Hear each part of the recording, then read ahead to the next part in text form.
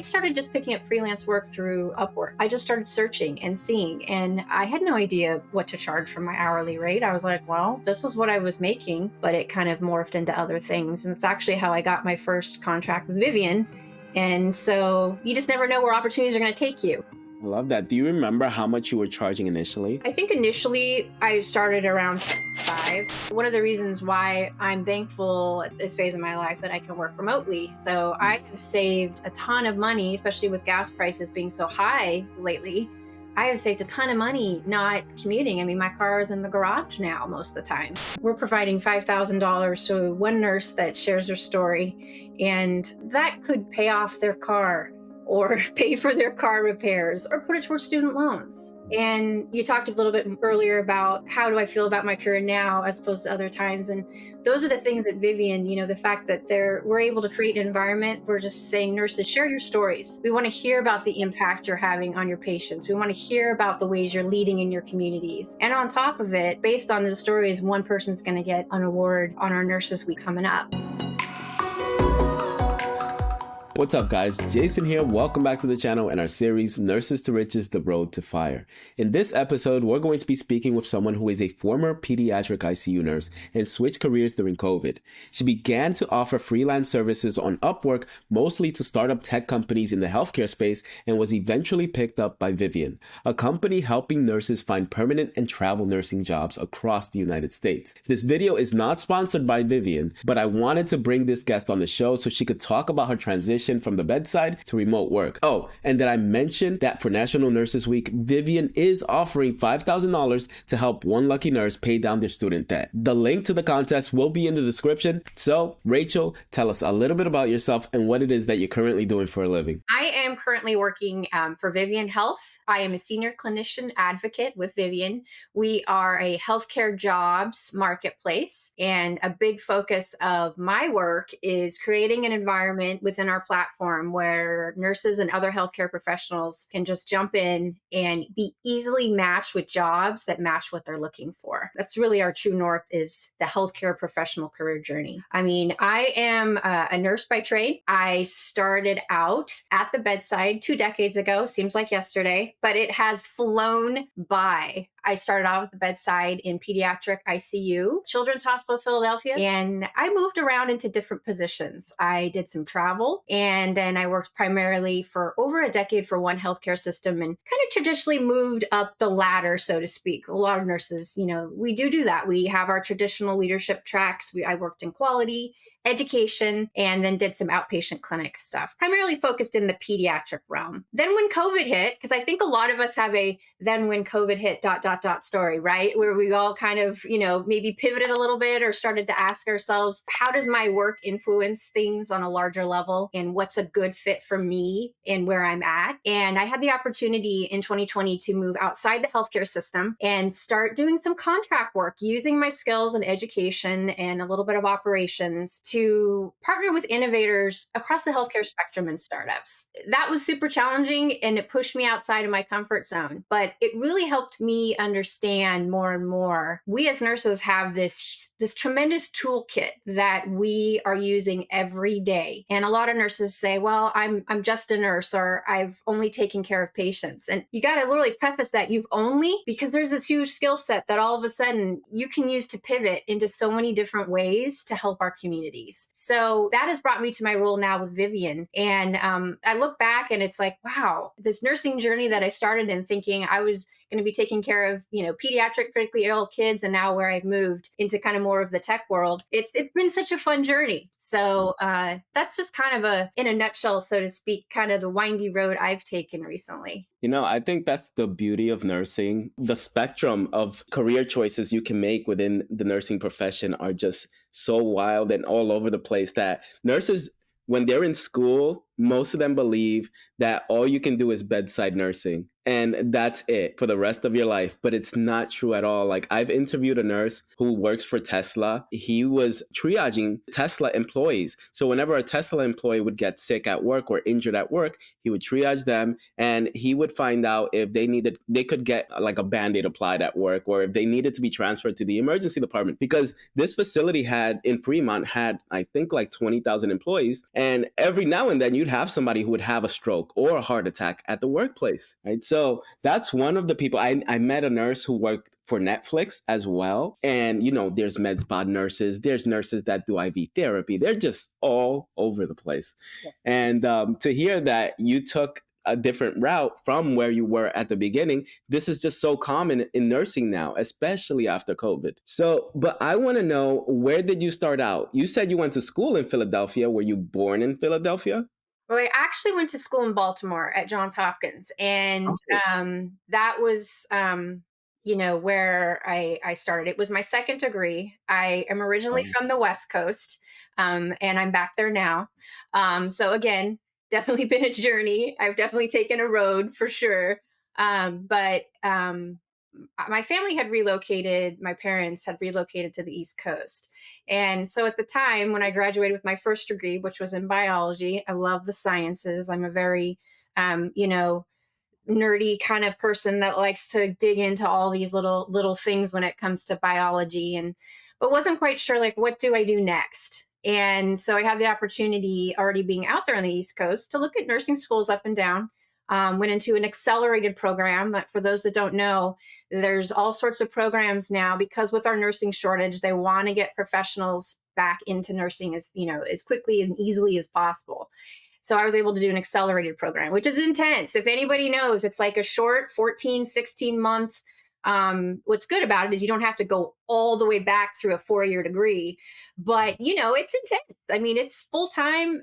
You really can't work while you're doing it. I mean, I think a couple people tried and did have a couple of little maybe PRN, CNA type shifts, but it was challenging. But coming right out from there, I went right to the Children's Hospital of Philadelphia, which, for those that don't know, Baltimore and Philly, just a little bit up the highway there, a little bit up 95, and that's kind of where I started and was there for a few years, and then got to cross train into the operating room as well. So that gave me another little specialty in my toolkit when I was still working at the bedside. So then I traveled up and down the East Coast, and then I came back to the West Coast, back to Oregon, and have been back in my home state ever since. You said that you went to school in Baltimore, right? You got an accelerated bachelor's degree in nursing because you had a previous degree in biology. Now, did the credits and the classes that you took in your biology course help you get into that accelerated program?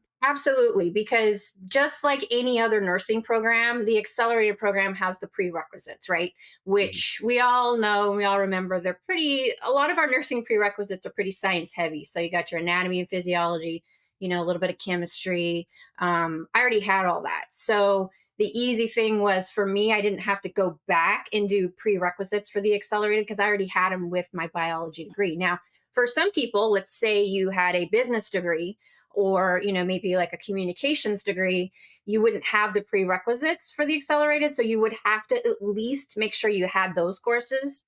But then the nice thing is you wouldn't have to go all the way back and do a whole nother 4 year degree. It would just be a matter of picking those up. So and again, it's nice for working professionals because it's I mean, education is it's intensive. It takes a lot of time, and it's a huge financial commitment as well. So You said that you weren't working during this time.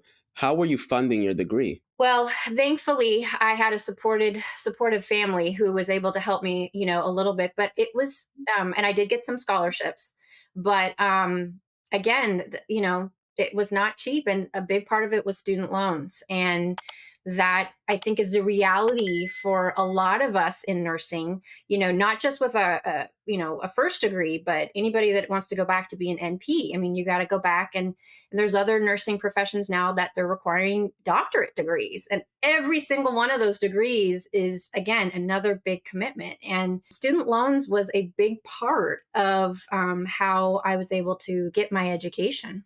And how much was the cost for that degree? That degree was ended up being, I think it was probably around 20 to 30,000. That's actually not bad. I was expecting to hear more than that. We also have to keep in mind it was also 20 years ago. So I don't know. Yeah, yeah, true. Okay, true. But I don't know if you know who Dave Ramsey is. Yes, love Okay, Dave. Oh, okay. I watch his highlight clips on YouTube all the time. And there was this one video where he posted it was the best moments of 2023, I believe, something like that. And there was this gentleman who came onto the show who had a previous biology degree. He was trying to become a medical student, took some pre med courses, and kept failing I forgot which exam it was, but it was basically the exam to get into medical school. He failed it twice. And he was trying to ask Dave for advice after he accumulated over $400,000 of debt. 400,000. And Dave asked him if there were any other degree he could transfer his credits to. And he said, no, I don't think so. And in my mind, I'm thinking he could have gone into nursing because Dave asked him, can you be a PA? I'm just like screaming at the screen, get into nursing. And he can get into a hospital or facility that will reimburse him for going to nursing school or help him pay his tuition in one way or another. And they can even forgive his loans. Like there's so many things he can do. And then all of the credits or most of the credits he took from his biology degree can be applied towards, like you said, an accelerated bachelor's degree in nursing. Oh man, I didn't hear about that one, but Yeah. absolutely, any of us nursing folks would have been just screaming from the Yeah. rooftop, like, "Wait, Dave, wait!" Yes, yes. So, you said your first job then was in Philadelphia, and you cross-trained into the OR. Where were you working before you cross-trained? So I started out in pediatric intensive care. So it was a super large, I mean, my tendency with my personality is I don't really do things halfway. It's go big or go home. So I jumped right into a 47-bed pediatric intensive care. Children's Hospital Philadelphia is one of the largest children's hospitals in the country. So we saw everything, and I saw everything and trained basically to take care of anything from basically an infant up to 18 was what we covered. And it was for critically ill children. And, the challenge with that was jumping into a rotating schedule for the first time where you work 6 weeks a day shift, 6 weeks a night shift, and flip flopping that. I mean, it's challenging anyway, just to when you have to go in. A lot of us, when we start, are in night shift, but then to have to rotate was a whole new concept. And PICU was something that I did off and on throughout my career. I was a PICU traveler. PICU being the abbreviation for Peds ICU. But what I liked about the operating room was it was a little bit more of a daytime schedule. You have to take call and be called in, but it does often offer the majority of the time a daytime schedule.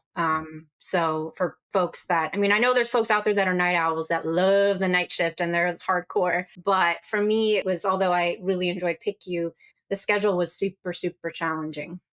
I'm glad you told us what the definition of PICU is. Yeah, because every time I interview someone and they give me abbreviations, the people in the comment section are always like, why can't you tell us what that means? I don't know what that means. So thank you for doing that. But I totally understand because I used to be a night shift nurse.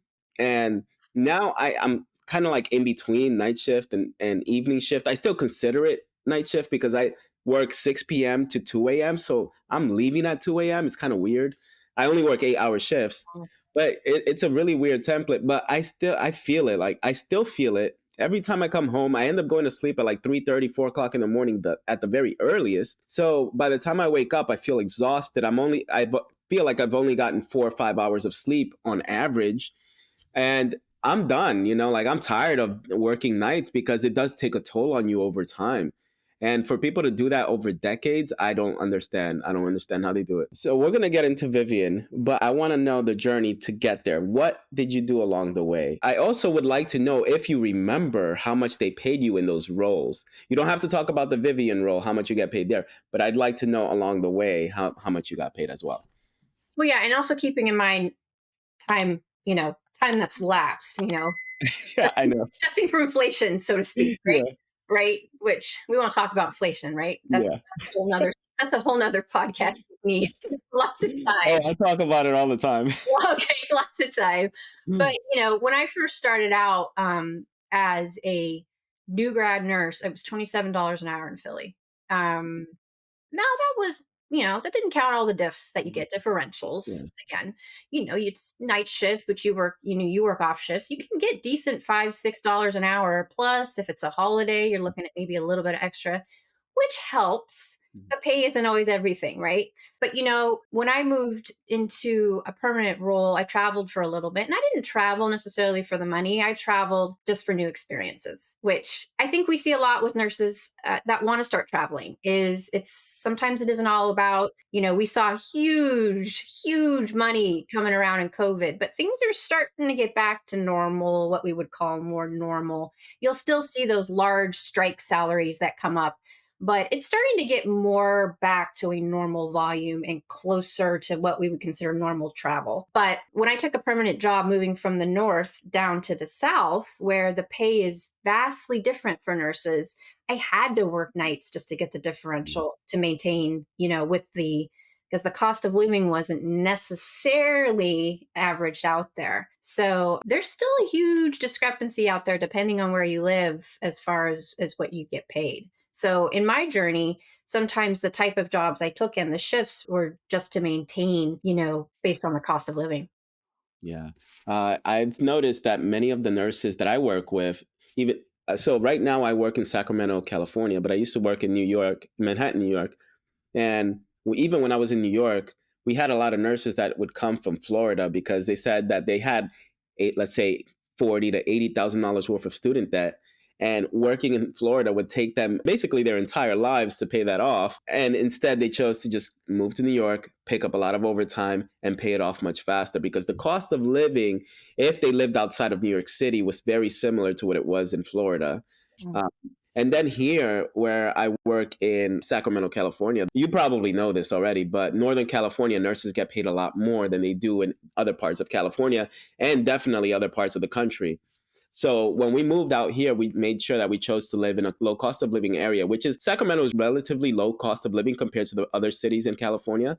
But the pay is very similar to what it is in the Bay Area, especially if you're working for Kaiser Permanente, is exactly the same as it is in the Bay Area. So we get a lot of nurses from all across the country who are coming to this area because they know that the cost of living is relatively low and the pay is so high. So it only makes sense, that you said that when you used to work in the northern part of the East Coast and you had to go to the southern part, the cost of living was pretty similar, but you had to go to night shift in order to make up the difference. And that's what some people are no longer willing to do. Some nurses don't want to have to do that, which is why they end up leaving the state entirely. Yeah, 100%. And I mean, I'm on the west coast of the US as well, in Oregon. And I think when you look at what we make out here on the west coast compared to, it's entirely, and especially in California, not only that, we do see a lot of nurses come from other places, to the west coast, but California also having the mandated staffing nurse ratios is something that a lot of nurses, especially in this day and age where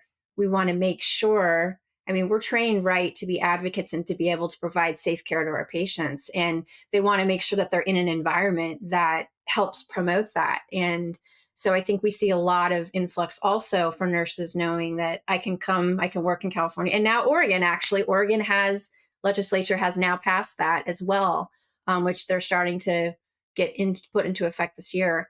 Um, it allows you to have a better idea in a lot of ways of, am I going to be able to have an environment where I can be the best nurse I can be and be safe in the environments. Not always 100% guarantee, but it does provide a little bit of a sense of reassurance in that way, that not only are you going to be able to get paid to match, where you're living, but also that the environment is going to have mandates to help you be successful. Absolutely. So you worked was it in Florida when you moved from Philadelphia? I actually worked in the Carolinas.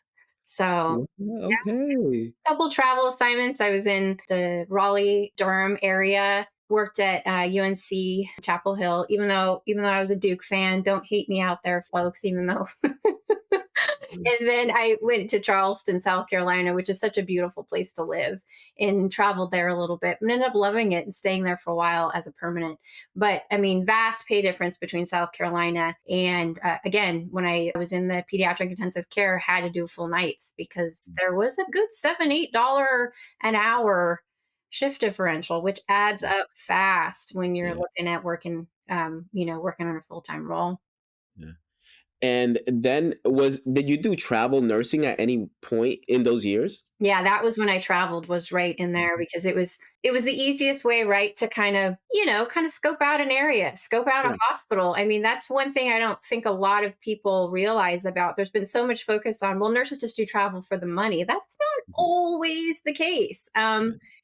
If you're early in your career and you want to learn new things, take on new opportunities and think, well, is this a place I might want to live? I mean, it's a great way to kind of scope out an area, check out a hospital, check out how they work, but also the geographic area. I mean, how many times do we move to an area, get settled in, and be like, ooh, this just isn't a good fit?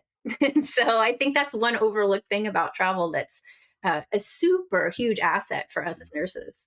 That's very true because I'm often asked by nurses that are living out of state if they should just apply for jobs, staff jobs in the hospitals that they want to work in. And many times I'll tell them that they should look into travel nursing because they can explore the different hospitals first and then they can decide if that's the hospital that's meant for them. In addition to that, if you've done more than one contract in a facility, they're more likely to hire you. So traveling is a really good option for people who want to get into a hospital system that's really hard to get into also. Yeah, that is a great point. Sometimes I think there can be hurdles, with getting your foot in the door when you get started. And that is actually a great option. If they are thinking, hey, we're gonna have a position opening up here. I mean, you're able to develop rapport with the hiring team and get to know them, they get to know you. And I love that you share that with other peers because I think it's an overlooked thing in a lot of ways. All right, now you said you're living in Oregon. You moved back. Why did you move back? Well, I ended up just taking a travel assignment to come back to the Portland, Oregon area and thought, oh, this is a great time to reconnect with folks and see friends. And it was what I initially was just thinking, and then ended up meeting my spouse. And so, and then that's kind of the way it goes, right? You meet your spouse, and then it's like, oh, I think I'm going to stick around here. Here Yeah, ever since. yeah, Back in absolutely. Oregon. So that was like the main motivating factor with why I ended up staying here. Because at the time, I didn't necessarily have a plan of Mm, of staying here. But funny how things work out sometimes. yeah. Does your spouse work in healthcare also? Oh, he's actually an engineer. So What? yeah, Okay, yeah. there. It's funny, you see a lot of nursing and engineer pairs out there in the world. Yeah. I think, in some ways we have a side of us that's a very engineering kind of problem solving, figure out how to make things work. I mean, we do it every day, right? No matter where we work. Troubleshooting stuff. I mean, nurses are amazing troubleshooters. I mean, you got a problem to solve, you put a nurse on it and they'll figure it out for you Yeah. and give you five other ways to do it differently too. This is why I think nurses make such good business owners is because if they don't know something, they will always find a way to solve the problem. Because I constantly speak to nurses that are entrepreneurs, and many of them, I'll ask them, "How is it that you got into what you are currently doing?" And many of them are like, I really don't know. I just like took a dive and I figured it out along the way. And then many of them will say that it was extremely challenging, but because we're such critical thinkers, we always have to figure out how to make something work. And yeah, I really love that about nursing and nurses in general. Yeah, no, I 100% agree with you there. That problem solving aspect does make us excellent entrepreneurs, and that has been part of my journey as well. When COVID happened, and I was like, "What do I do now?" Kind of a thing. So much of my career viewpoint was working in the hospital. That's all I had done. I didn't know any other direction to go, and I honestly was super blessed to be in a position where I didn't have to go back to work right away. I had a little bit of a buffer. And I used that time to really see what other nurses were doing. Like, I literally just did things like go on YouTube, get my LinkedIn profile set up, start looking out there, seeing what all these nurses out there on LinkedIn, where do they work? What are they doing? What are they talking about? And it opened up a whole new world to me that I hadn't even thought of. Because, like you mentioned before, we do think I mean, the majority of us are employed in acute care settings, but Mhm, I think that's going to start to change. I mhm, think, you'll see more and more surveys coming out asking nurses, where are you working? Because I think that people are seeing that we are in different places. But, I think what you mentioned before is key. Like, you may not have it all figured out. It may seem super challenging, but be willing to bet on yourself, right? Be willing to bet on that toolkit that you have established and looking for your next opportunity or where you might move next. Yeah. You know, I previously interviewed a nurse who used to work for UCLA making $95 an hour. She used to work in the academic side, I believe, of UCLA. And she ended up quitting her job after she opened up her own med spa business. And then she decided to quit her UCLA job to go full time on the med spa business. Last year, she made over $500,000 from teaching other nurses how to start their own med spa business. Wow, I love that. So she's not even running a med spa business anymore. I mean, at least not, actually providing these services to the patients or the clients anymore. She's providing them to the nurses who want to get into that line of work. I love it. And this year she's expanding because she's teaching the physicians how to partner up with the nurses. So you Yeah, can imagine the amount of money she's going to be making this year compared to last year is going to be a lot more. I love that. I love Yeah. that. But that's a perfect example of it's challenging and it's scary, right? But if you've ultimately been that nurse at the bedside or working in any part of healthcare where you're responsible for the lives of other people, I mean, when you think about going out there and starting a new business, stakes aren't quite as, you know what I mean? Like, there's it's comparable stakes there. I mean, you have the ability to get it done. And it's scary sometimes when you think about it, but I mean, betting on yourself is if you can do it is never a bad thing. And if an opportunity comes your way, give it a shot. You may not know quite how you're going to get to the end, but you don't have to know that. You know what I Yeah. mean? Sometimes Yeah. just taking the first step is just how you get started. So what is it that you did during COVID or because of COVID that changed your trajectory from the bedside to where you are today? Yeah.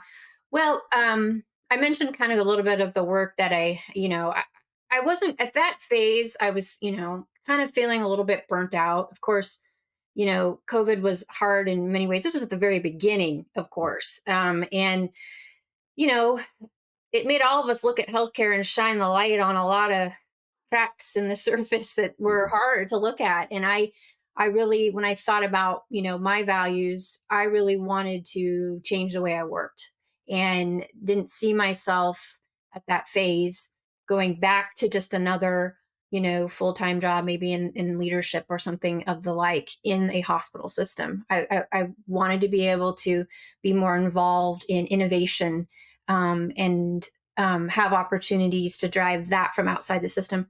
So I honestly just started picking up freelance contract work. And I had a background in nursing education. I have a master's in nursing education, which I got while I was working at the bedside and working in an education quality role. But I realized that it took a change in mindset. Like, I had to all of a sudden learn all these platforms I hadn't ever used before. Like, Google. Like, what is a Google Sheet? What is Slack? All of a sudden, all these things are switching up, and you're like, I mean, I used Outlook. I mean, I had been in some pseudo administrative roles, but you're all of a sudden things change and the pace is a lot faster. Yeah. But I started just picking up freelance work through Upwork. I just started searching and seeing, and I had no idea what to charge for my hourly rate. I was like, well, this is what I was making. But I had no concept of you're now a 1099 worker and you now have to understand that your taxes are going to be a little bit different. And if you want them to be good, you need to start itemizing and all these things. And I think I didn't know any of this and I just had to dive in. I mean, you can literally find out anything you need to know out there. You can sign up for services if you want to pay that will help you get it set up if you want to. But it was kind of, again, that betting on myself. Well, let's give this a shot and see where it will go. So I started picking up all these different project type work for some of these different startups. It was mostly in some education, healthcare education tech, but it kind of morphed into other things. And it's actually how I got my first contract with Vivian.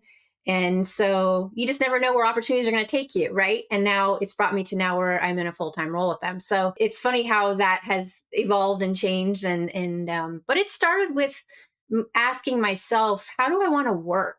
How do I want my day to look? What are the things, like, what are my strengths? What are the things that I really like to do in my job, no matter where I'm working? And getting a good understanding of that helped me as I kind of went into a freelance mode, because it helped me understand the type of projects I'd want to pick up and the type of environments. And the nice thing about freelance contract work, it's like travel nursing, is you're in there working with the team, and sometimes there's opportunities to come on full time, and you can kind of gauge that with, well, I don't know if this is a place I want to be full time, just like travel nursing. So, at the time I didn't know what that looked like. I started an LLC for my work just to keep it all clean and separate. And I didn't know if this was something I was going to do for years, or if a full time, I kind of just let it happen, which is unusual for me. I'm a planner by nature.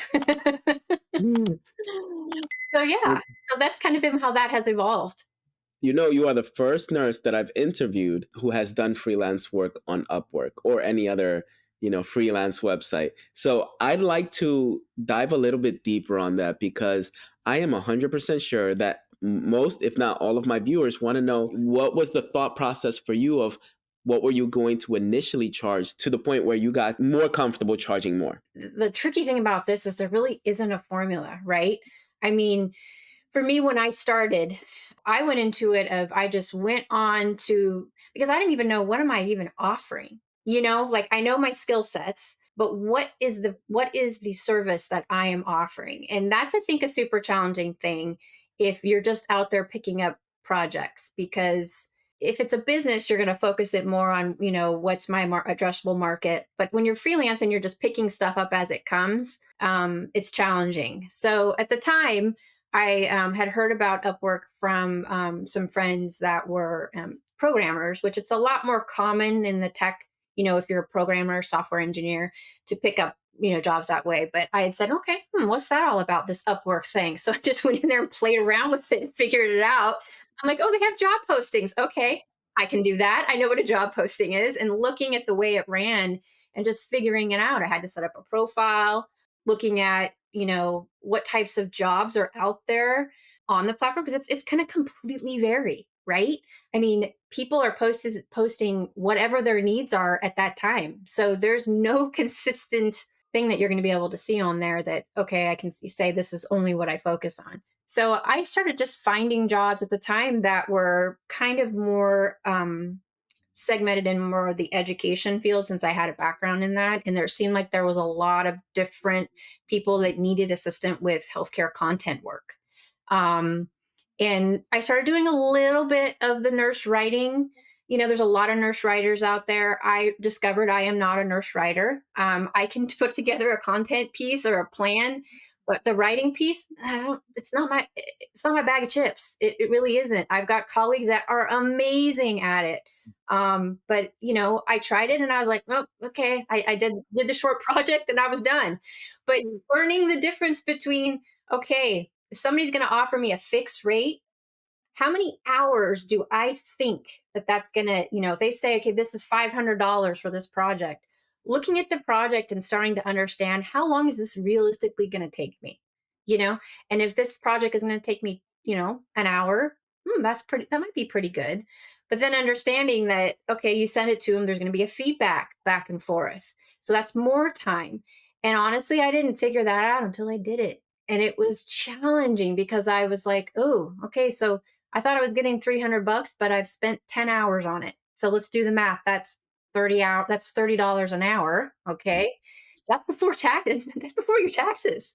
So, all of a sudden it's like, okay. And you're now paying self-employment tax that your employers traditionally covered for you in your, previous W2, W4 world. Um, so this was all the pieces that I had to figure out of, okay, so if I figure this is going to take me about this much time, where does my rate need to be reasonably, considering that there's also taxes, and then Upwork will charge you fees on top of it. Mhm. So where does that fall into it? Um, and all of a sudden, after you do a couple, you're like, okay, I think I have a good understanding of this. And then you can, really refine your profile and figure out, I'm going to charge this much for my services. But a good way, which I didn't do enough in the beginning, which I wish I would have, was figuring out more just what other people in a similar role we're charging, it's harder for nurses because many people still think of nurses as bedside nurses, not understanding that we have this huge skill set and all these different services we can offer. And I think some of my colleagues who are doing a lot of legal nurse consulting they have it fine tuned much better.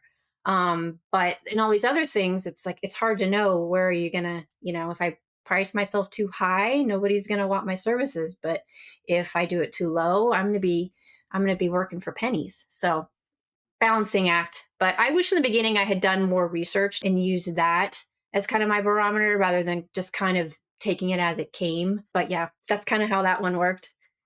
I love that. Do you remember how much you were charging initially?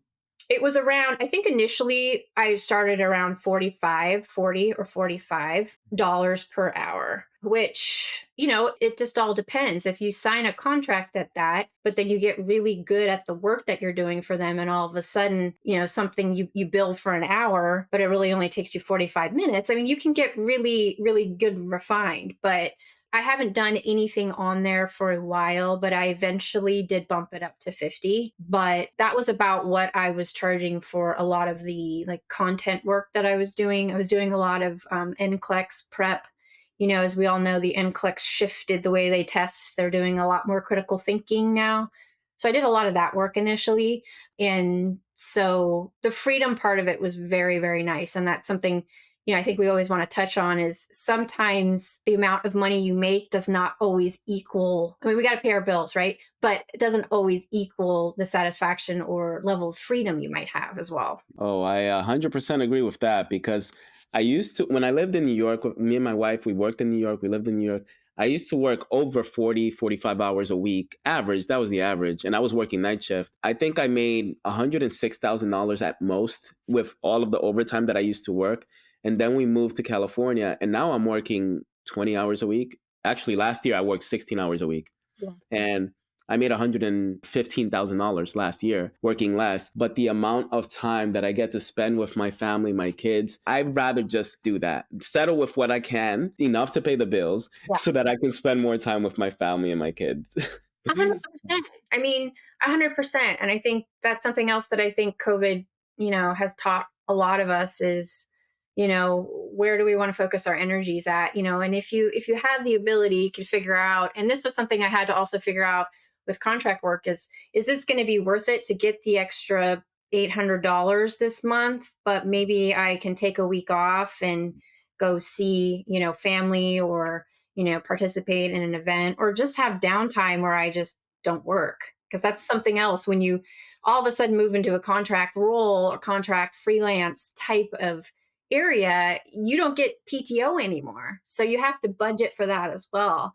So yeah, but I think that's a great point you make. Like, you know, am I able to pull back a little bit? Is asking ourselves, is that extra $500? I mean, if I'm saving for something, it's different, but is it really worth it or taking that time, especially if you've got family, kids grow so fast. I don't have children, but I'm a dog mom. So That is a kid. I agree. And he acts like one 100%. So You need to go on vacation. You got to find someone to dog sit. You can't just leave him in the house. no. And I mean, realistically, yeah. Yeah. And Yeah. so, but yeah, finding like that's one of the things that I think that's so valuable about our profession is that there are options for us to start to kind of find our way through life and life's journeys and life's challenges is how can we make our work world match, what we need? And I think that there's options out there for us. There really is. Yeah.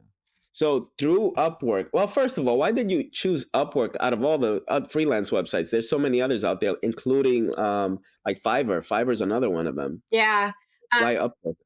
Upwork, it was kind of a random thing. I had heard from folks that Upwork had the most, and this was at the time I was doing it. I can't speak to what it does now because I haven't been in there much lately, but um, had the most, variety as far as types of jobs. Whereas Fiverr and I think a couple of the other ones were very like programmer tech kind of focused, where they were really just mostly looking for a lot of software engineer type work. And more, product managers, that kind of stuff. And at the time, Upwork had a really big variety and a lot of different things in there. It could have changed now, but 4 years ago, that's pretty much what drove my decision there. And can you tell me, how did Vivian get a hold of you through your freelance work? Yeah, I love the way you said that. I just It's just, I mean, because you made this huge shift and you were like, you told yourself, okay, I just want to do something different. I don't know what it is. Let the cookie crumble however it does. We'll figure it out. Yeah, well, I had some old colleagues I had worked with in one of the contract roles at a startup who were kind of doing some startup work on their own, and so I was doing some, a little bit of contract work for them, and then one of the things that's cool about Upwork is once you get your profile up and running, people can find you too to do work for them. And somebody from Vivian reached out about some writing work, some to get their certificate. We have a database on all the different certifications that are out there for healthcare workers, but they wanted to get some info pages ready, and they wanted nurses to do it. And they reached out to me, and I looked at it, and I was like, yeah, might as well. Why not? Who is this? Who are these Vivian folks? I hadn't heard of them, and I was like, oh, well, that's really cool what they've got going on here with this platform. And they use intelligent matching.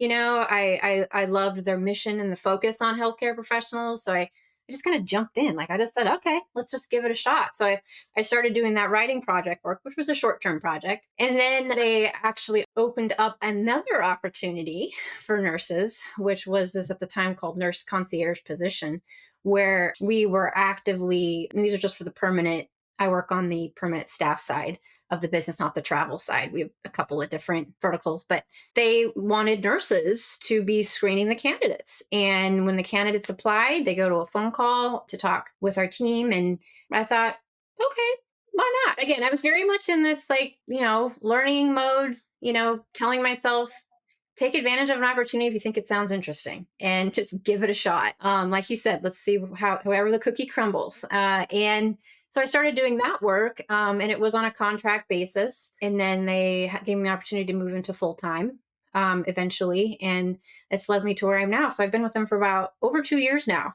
So moving from contract, and so I'm back in the fully employed, employer employee relationship. No more 1099 work. But again, I think not being so rigid in my expectations when I left the hospital and just allowing myself to see what was out there, do the opportunities. I mean, obviously, I had to make money and pay the bills. So figuring out how to do that. But when opportunities came my way, not necessarily being resistant or thinking I had to have it all figured out, it just helped me be able to take advantage of things when they came my way. Wow, that is awesome the way that that happened to you. Because a lot of, the guy that I told you who works at Tesla, and he overheard some people at his, I believe is his job also talking about they might have some positions open at Tesla. So he immediately applied for the job and he got it. The cool thing about that interview was that I got to fly out to San Diego with my wife because this nurse owns a Lamborghini and he let us drive in his Lamborghini. That's the only reason we flew out there. We're not really car people. We don't really care about.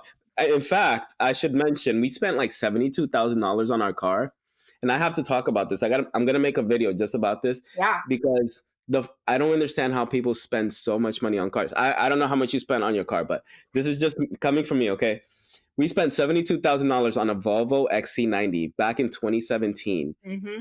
Just the last 6 months, we've probably spent about $6,000 on our car, and this is going back and forth to get it serviced. A month ago, before we left to Disney, because we went to Disneyland with our kids, we had to get it serviced because one of the hoses for the coolant was leaking. I tried to patch it up myself, and I said, if I patch it up myself, maybe I can drive it all the way to Disneyland and I don't have to pay an arm and a leg for it. Oh, No, that didn't work. You know how those tube patches for your bikes, yeah. the bicycle tube patches? I bought one of those and I tried to patch it up like that. It worked temporarily, but I wasn't gonna risk a drive all the way to Disneyland. So I took it in, got it serviced. I ended up paying $1,100 just for them to replace that hose. And then when they were servicing the car, they noticed there was a screw in one of the tires. First of all, these tires cost $1,500 for 4 tires, right? So when they noticed that screw, I said, "Oh, can you just patch it up, or can I just go get it patched up?" They said no. It's on the outside of the tire. You can't patch it up because if they try to patch it up, it's gonna go flat and you're not gonna be able to drive it. I had to pay another $450 for a brand new tire. And just yesterday, I get a notification on the car telling me that the coolant level is low and that I need to turn off my engine now, immediately. So I opened up the hood. I saw that the reservoir for the coolant was completely empty. I filled it up again. By the time I got home, it was empty again. So it's currently getting serviced, and they just quoted me $1,030 for a new hose that has to be replaced. And I also have to pay an additional $383 as a preventative measure because there's like a hose that supplies heat to the car that has to be replaced. So it's going to cost me about $1,400, and this is not even all of it. There's more. I just can't. I can't. So when I see people, this is why I am very. When it comes to my budget, I'm very tight. Like I don't like to spend my money on areas that don't need my money to be spent in. When I bought that car, it was the first purchase I made for such an expensive car because I used to be the person that used to tell myself, I need this. We've worked so hard. This is what we need because we put all this work in. We went through nursing school. We made all this money. And what do we have to show for it? Nothing, right? That's how a lot of people think. Yeah. And I totally regretted it right after I made that purchase. And now I regret it even more.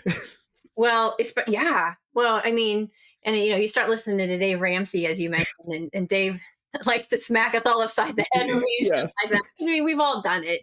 And Yes. but I mean, yeah, cars are one of those things, it's like a necessary evil in our life because we have to be able to drive places. And yet we all know they're not the best investment. They lose value the second you drive them home off the lot, literally, whether it's a used car or not. I Yeah. mean, absolutely. That's one of the reasons why I'm thankful at this phase of my life that I can work remotely. So I have saved a ton of money, especially with gas prices being so high lately. I have saved a ton of money not commuting. I mean, my car is in the garage now most of the time. And, I bought a used car 10 years ago, and I'm hoping I can just push that baby as far as we can because I'm with you. That's so Like, funny. you're looking at a 40, 50, $60,000 for a new car, and that's not a Lamborghini. That's like your basic family car. And Volvos traditionally have been great cars that you mentioned, especially for families. They're safe. Um, That's why we got it. exactly. I've got friends that have got them, and those things are takes. I mean, they are Yeah. great. Yeah. So, but yeah, it's like I said, those cars are a necessary evil because every time you take them in, you're looking at 500, 600, $800. Yeah. Guaranteed. Okay, so at work with Vivian, you told me that you work as a concierge now, and what you do is you interview the candidates that are applying for staff nurse positions. Yeah. So if I were to go on Vivian and I'd be looking for a job, let's say I'm in New York and I want to work in California, and I'm trying to find the hospitals that are hiring nurses for the position that I want to work in, I would just apply for a job in those places, or would I create a profile and you guys would match me up with those facilities? Well, kind of a little bit of both.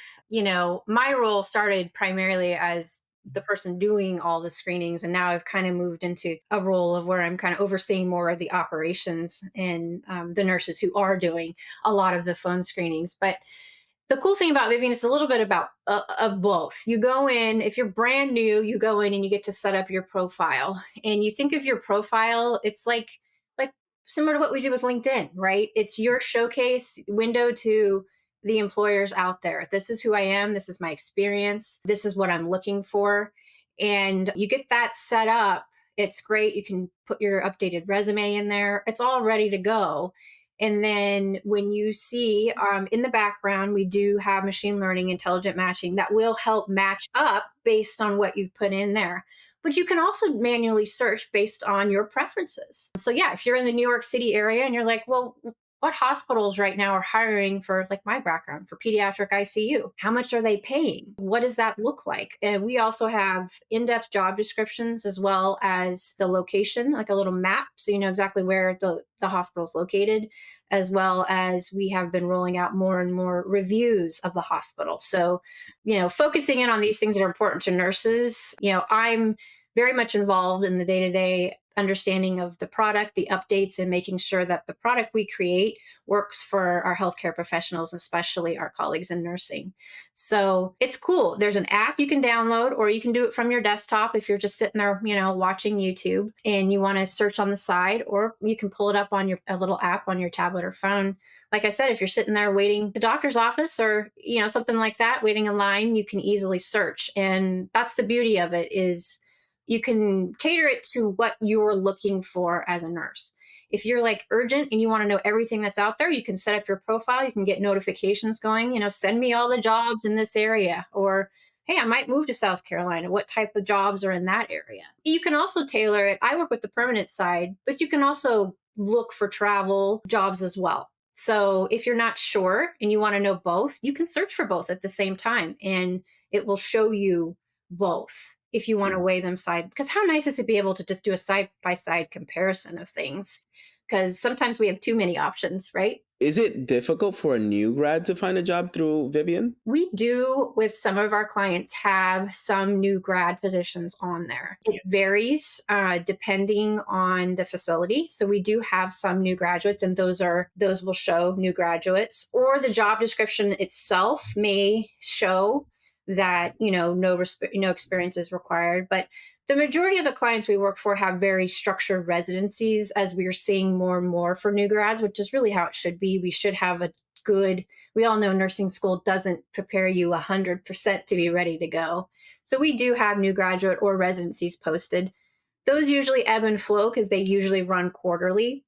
So we'll have them posted for a little while and then they might come down if they're full. But it can be challenging for new grads out there to find jobs. And that's a big focus of ours. But yes, we do have new graduate positions posted, and it's usually searchable under that if you're looking. But the majority of our jobs are usually looking for about 6 months and beyond. Mm. Another thing I want to mention is when I first heard of Vivian, I thought Vivian only focused on travel nursing. Mhm. I didn't know at the time that they also focused on on staff, permanent positions. So, did you guys always do both, or did you start out with travel nursing It did. on Vivian? It did. We actually were known initially as Nurse Fly, and that is kind of where we took off, and it was very travel centric. And that was how everybody knew us. And then as we kind of changed our focus and brought in focus with permanent too. So now we've rebranded and we're Vivian Health. We've been that way for a little bit, but I think so we're unique, right? Where our goal is really, since we're focused on the journey of healthcare professionals, we know that, a nurse's journey may begin with a permanent job, do travel for a little bit, do PRN. And so being able to have it all in one marketplace has really been our goal. So yes, a lot of people think, oh, it's a Vivian agency. Um, because we are kind of unique, because most Mhm. times that is who you're going to be communicating with. And you can communicate with travel agencies inside of Vivian. Mm. But we're not the necessarily the employer. We are the avenue for nurses to find their jobs easier. Oh, okay. So then that leads to my next question because it's a question that I'm also often asked. Uh, you probably might not be able to answer this, but how does the revenue model work with Vivian? Because I often get nurses asking me if a portion of their check is going to be taken from Vivian when they get a job offer or when they start working with a facility that they got a job through Vivian. Yeah. Yeah. Well, since we're not the employer of record, we're not the agency.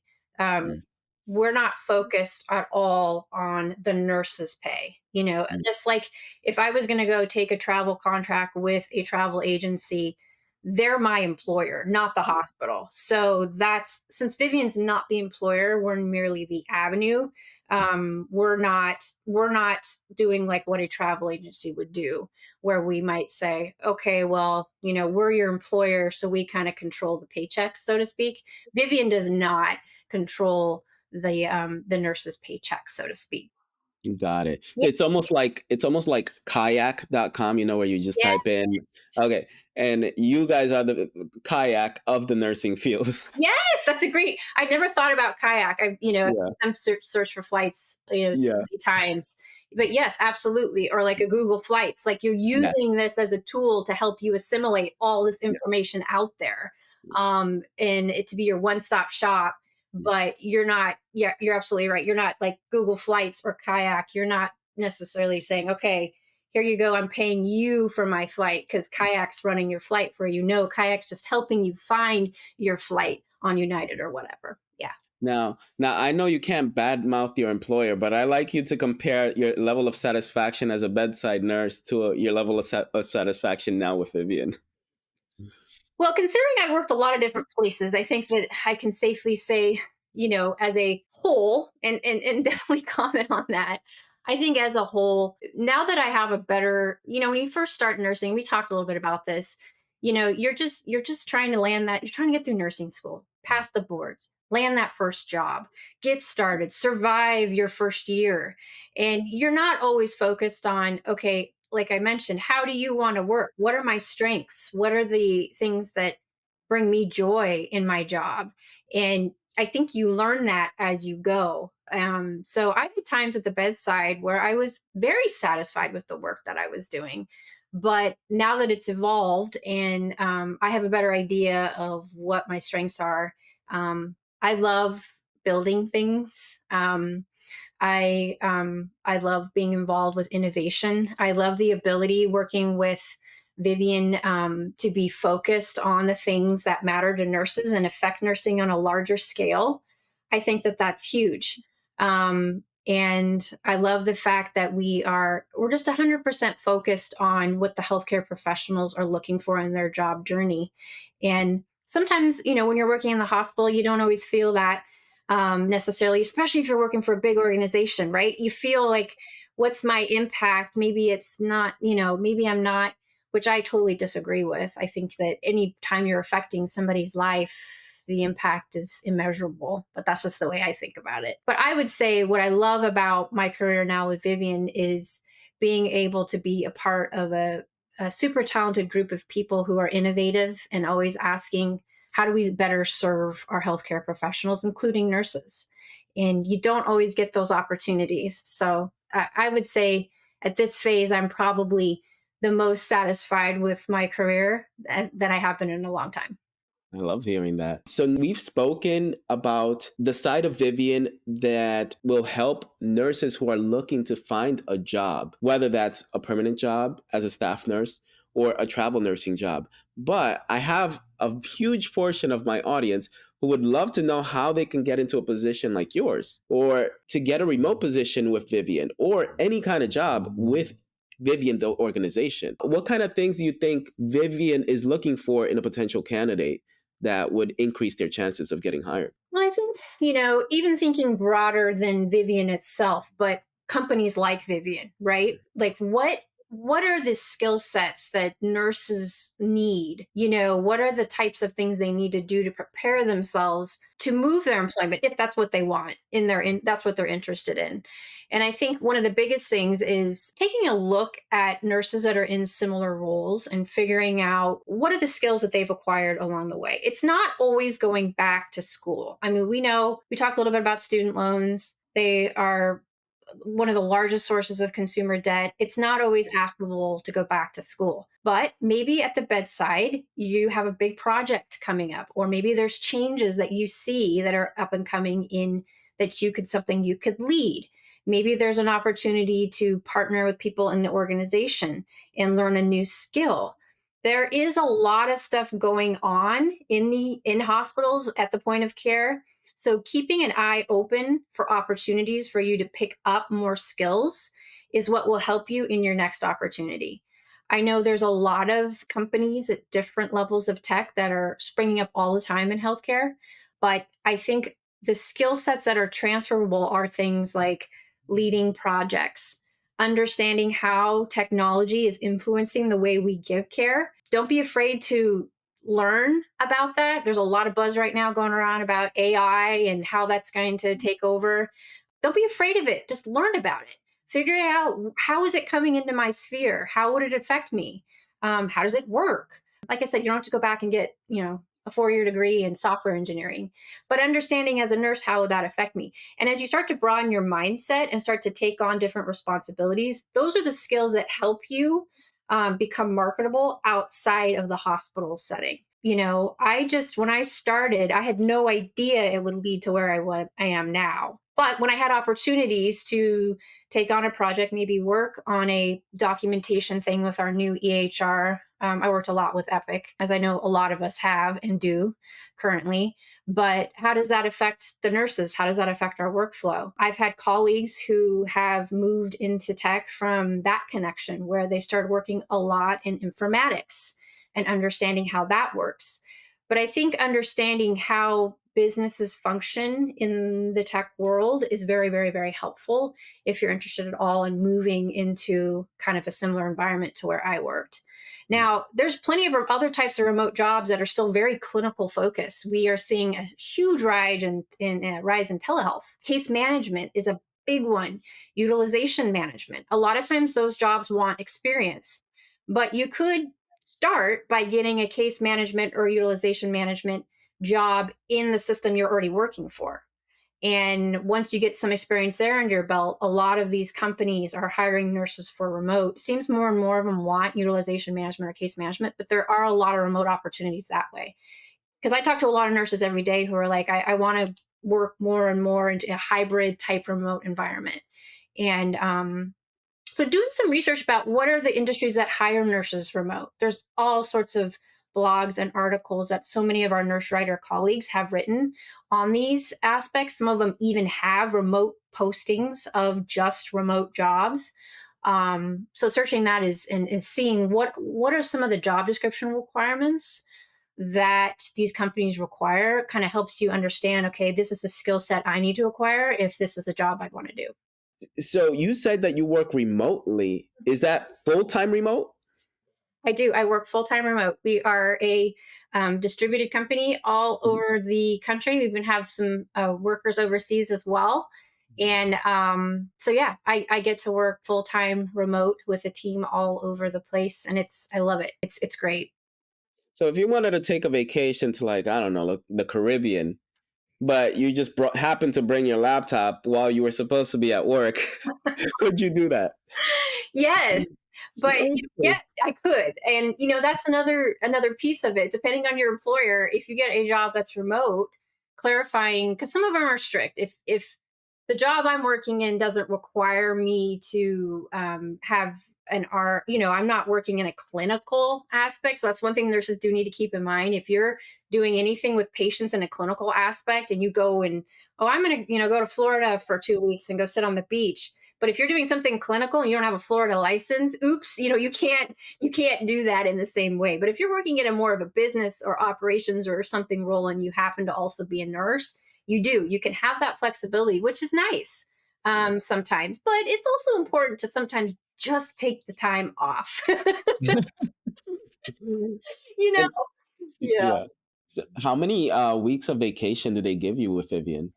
Well, we have our company is one of those that has unlimited PTO. Oh, So, people always, jump up and down. And I love that we have the flexibility to be able to take time off as we need. But it's definitely one of those things where it's like the work, you still got to get the work done. So balancing that, but there is something to be said for when you've spent a long time and many years of managing PTO down to like the quarter of an hour that we often do when we're, hourly nurses, to being able to say, I'm going to take this Friday off and be good and not have to worry about, okay, my balance is 7.25 hours and I've got a week coming up here and I've got holidays coming up. It is nice just to be able to take a breath and say, okay, I can take this 3-day weekend and be okay. So yeah. cool. Yeah. Yeah. And I don't know if you're willing to answer these questions. Are you renting or do you have a mortgage? I have a mortgage. Yeah. Okay. My spouse and I were lucky that we bought in 2017 when the rates were still pretty good. So I'm very thankful that we're all settled here, and yeah, so we own our home. Cool. And do you mind telling me what you pay for your mortgage? Oh my goodness. So we bought around 469. In at the time, for our house, was um it was a older house that had been remodeled. And so at the time they were like, well, this might be kind of on the high side. Well, 7 years later, our volumes have constant, our prices continue to go up. So um we bought at a good time, thankfully. So we're in a good spot. Awesome. Yeah, my wife and I, we bought our house in 2017. Mm, Actually, 2018. We moved to California in 2017. And before we moved to California, I told myself I'm not going to spend over $500,000 for a house. And then when we came here and we both started working for the organization we work for, which is Kaiser, I said, okay, maybe we can push it a little bit more. We can afford it yeah. because it would still be like a fourth of our take home pay. And now we ended up spending. We paid 697 for our house, but now it's worth close to a million, like right under $1 million. Mm. It's ridiculous. I mean, California, just in general, the housing market is insane out here Yeah. because you can buy a house 1 year and then 5 years later, it's worth almost twice as much as what you paid for it. Yeah. And when you think about all these financial challenging that's challenges that have come up, I mean, for all of us, no matter where you work. But we've got Nurses Week coming right up here for us. And that's why we as our team at Vivian are offering our Nurses Week Leadership Award and sponsoring this contest. Is we're providing $5,000 to one nurse that shares their story. And you think about it, and the drop, maybe it's just a drop in the bucket, but that could be somebody to help them pay off their car, or pay for their car repairs, or that kind of thing. Because or put it towards student loans. And you talked a little bit earlier about am I, how do I feel about my career now as opposed to other times? And those are the things that Vivian, the fact that we're able to create an environment. We're just saying, nurses, share your stories with us. We want to hear about the impact you're having on your patients. We want to hear about the ways you're leading in your communities. And on top of it, we're gonna, based on the stories, one person's gonna get an award based, on our Nurses Week Care coming up. So, yeah, when I think about those things, that's one of the things that really brings me joy in my job. Is, like I said, to be able to affect nurses, and improve things all over the country. And that's one of the reasons why I think I'm at such a good place now, my journey. Who knows what the future holds, right? But to be able to be a part and offer, something like this, for Nurses Week, as a company, makes us so happy at Vivian. It makes me very proud. I love that. And how would nurses enter into this contest? Yeah, well, submissions are open now, and they're going to close on May 12th, the last day of our Nurses Week. We have a primary sign up page that has all the instructions. It is discover.vivian.com/nurses-week-2024. And you can also go to the primary, vivian.com community page, and it will also show you all of our events for Nurses Week. But that's the primary sign up page, the discover.vivian.com. And it'll go into the criteria that we have. But basically, it's about sharing our stories, like just like you and I are having this conversation today. And as nurses, being able to share what we're doing, we don't always get those opportunities. That's why I love talking to podcast hosts like yourself, who are out there saying, let's get nurses on here. Let's all talk about what we're doing, where we're going, because we learn so much from each other, and we don't always have that opportunity. So nurses can go in there, sign up. It's open now, and will close on May 12th, the last day of Nurses Week. The theme of Nurses Week, I don't know if you know, it's nurses make the difference. Don't you just love that? Yeah, Instead of a I do difference, love it. they switch Yeah, the preposition that's to the difference. And I think that's something for each one of us as nurses to remember, especially when times get tough. But yeah, I encourage any nurse that wants to share their story to go to that page, check it out, put it in there, share what you're doing. It gives you more information on kind of what the criteria are that we're judging, on, and then we will announce at the end of May 31st, the one winner of the $5,000 award. If you enjoyed this video, then watch this video here where I speak with a nurse who started as a combat medic, went on to become a paramedic, an LVN, and enrolled in a bridge program to become an RN. He now works as an RN in more ways than you could count. One of those is as a nurse, helping to provide insight for the development of the clinical programs we use in our workplace.